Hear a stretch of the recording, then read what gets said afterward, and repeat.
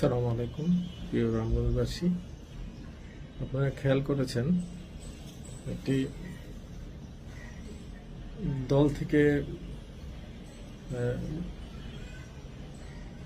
রামগঞ্জে নির্বাচন করার জন্য বিভিন্নভাবে আমাদের দলীয় নেতা কর্মীদের বিভ্রান্তি করার জন্য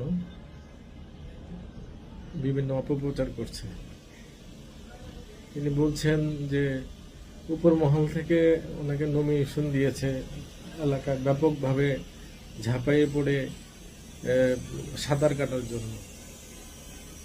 আমরা যারা বিএনপি করি, যারা এই রামগঞ্জের সিনিয়র নেতৃবৃন্দ আছে, অনেকেই নমিনেশন চাচ্ছেন সিনিয়র নেতৃবৃন্দ। তার মধ্যে আলহাজ মোজাম্মেল হক মজু, বর্তমান উপজেলা বিএনপির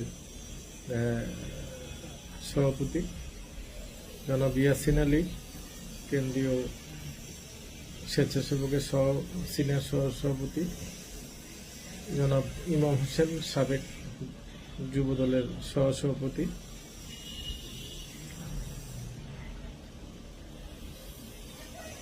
শাহাবুদ্দিন তুর্কি ভাই, আব্দুর রহিম, সাবেক ভিপি, সাবেক সাধারণ সম্পাদক রামগঞ্জ উপজেলা বিএনপি, জনাব জহির ইসলাম জহির সহ আরো কিছু ব্যক্তি বা আমাদের বিএনপির নেতৃবৃন্দ, যারাই এই রামগঞ্জ থেকে নির্বাচন করার জন্য বিভিন্ন সময় অনেক দিন থেকেই এই রামগঞ্জ বিএনপিকে শক্তিশালী করে অদ্যবধি ওনারা সবাই বিএনপি থেকে নমিনেশন চাচ্ছেন।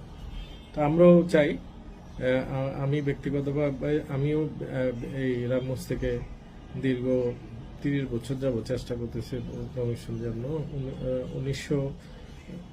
2018 সালে বিএনপি থেকে আমাকে ধানের শীষের নমিনি করা হয়, চিঠি দিয়ে নির্বাচন করার জন্য প্রস্তুতির জন্য বলা হয়।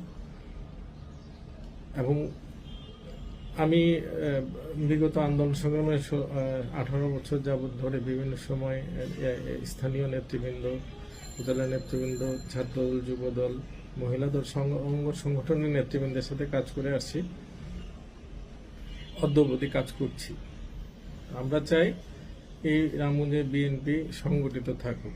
আমাদের বিএনপি যারা আমরা এই রামগঞ্জ থেকে নমিনেশনের প্রত্যাশা করি, আমাদের প্রিয় নেতা জনাব তারেক রহমান